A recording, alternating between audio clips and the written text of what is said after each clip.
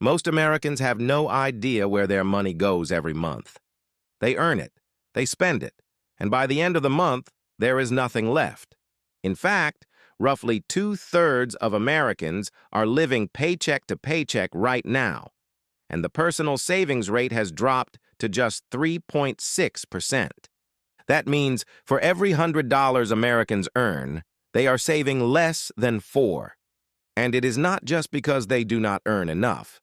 It is because they never learned how to budget. By the end of this video, you will have a simple, proven budgeting system that tells every single dollar where to go, so you can stop wondering where your money went and start building real wealth. But first, you need to understand why most budgets fail before they even start. Let's break it down. Most people think budgeting means tracking every single purchase, every coffee, every grocery trip, every online order. That is exhausting. And that is exactly why most people quit within 2 weeks. If you do not tell your money where to go, it disappears. The system that actually works does not require tracking every dollar you spend. It requires splitting your income into just 3 categories before you spend anything. It is called the 50-30-20 rule. It was created by Harvard bankruptcy researcher Elizabeth Warren and published in her book, All Your Worth, in 2005. And 2 decades later, it remains the most widely recommended budgeting framework in personal finance, because it is simple enough to actually follow. Here is how it works. You take your after-tax income, that is the amount that actually hits your bank account on payday, and you divide it into 3 buckets.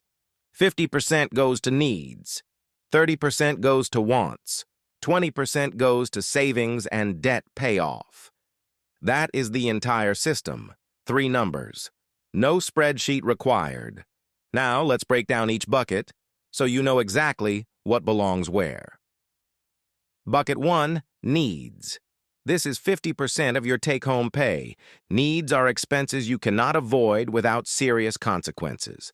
Housing, rent, or mortgage, utilities, electricity, water, internet, groceries, not dining out, groceries, transportation, car payment, insurance, gas, or a transit pass, minimum debt payments on any loans or credit cards, and health insurance. Here is the key. If you stopped paying it and your life would fall apart within 30 days, it is a need. Everything else is not. The average American household spends about $6,500 per month. Housing alone eats up 33% of that. Add transportation at 17% and food at 13%. And you can see how needs consume most people's income before they even think about saving. If your needs are eating more than 50% right now, that is okay. That is actually common, especially in high-cost cities. We will fix that in the action steps. Bucket 2, wants. This is 30% of your take-home pay. Wants are the things that make life enjoyable, but are not survival essentials. Dining out, streaming subscriptions, shopping for things you do not strictly need, vacations, hobbies, upgrades, like choosing a nicer apartment when a cheaper one would work. Here is a number that shocks most people. The average American spends $219 a month on subscriptions, but when asked to estimate, they guess around $86. That is a 2.5 times gap between what people think they spend and what they actually spend. That gap is where your wants budget leaks the most. Here is where most people get tripped up. They confuse upgraded needs with actual needs. You need a phone. You do not need the latest $1,000 model. You need food.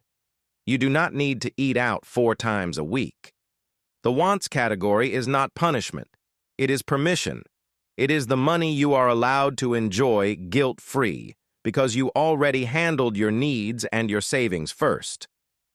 Bucket 3, savings and debt payoff. This is 20% of your take-home pay. This is the bucket that changes your financial future. It includes contributions to your emergency fund, retirement accounts like a 401k or Roth IRA, extra payments on high-interest debt beyond the minimums, and any other savings goals. And here is the critical rule. This money gets moved first, on payday, before you spend anything else. The reason most people never save is because they try to save what is left over at the end of the month. And there is never anything left over. Pay yourself first. Automate it. Treat the 20% like a bill that cannot be skipped. Now here is where the 50-30-20 rule gets real. Let's run the actual numbers on a $4,000 monthly take-home pay. 50% to needs is $2,000. That covers rent, utilities, groceries, transportation, insurance, and minimum debt payments. 30% to wants is $1,200. That is dining out, entertainment, subscriptions, hobbies, and everything you enjoy. 20% to savings is $800. That goes straight to your emergency fund, retirement account, or debt payoff, automatically on payday.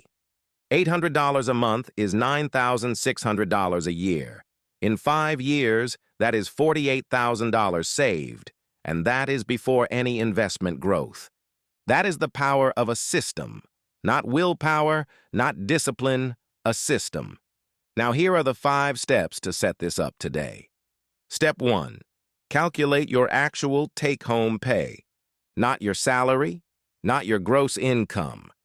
The amount that actually hits your bank account after taxes, insurance, and retirement contributions are deducted. If it changes month to month, use the average of your last 3 months. This is your starting number. Everything else flows from it. Step 2. List every need and cap it at 50%. Write down every essential expense. If the total exceeds 50% of your take-home pay, look for the biggest line item you can reduce. That usually means housing. Financial experts recommend keeping housing below 30% of your take-home pay. If yours is above that, consider a roommate, a cheaper area, or renegotiating your lease at renewal. The second lever is transportation.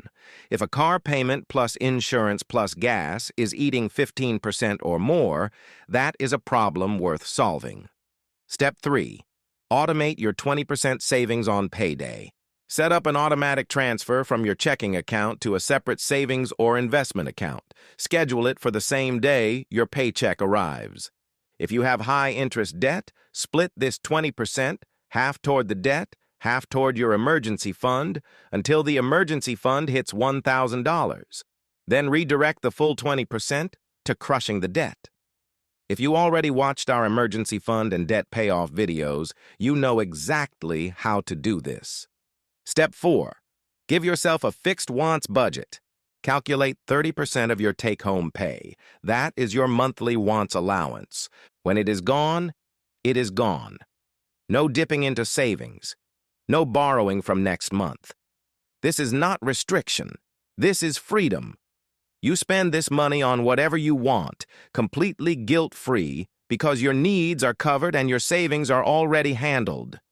Step 5. Review once a month for 15 minutes. On the first of every month, check 3 things. Did your needs stay at or below 50%? Did you hit your 20% savings target?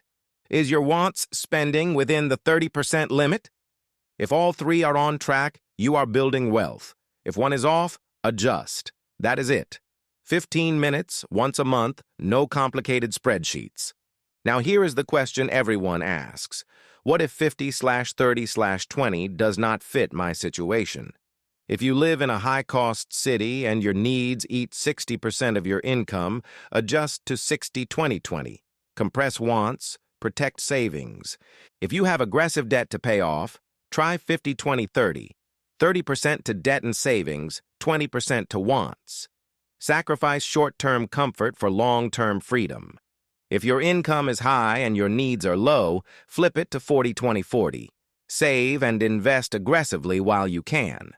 The percentages are a starting framework, not a prison. The principle never changes. Needs first, savings second, wants third. Let's recap the 5 steps. Calculate your after-tax take-home pay.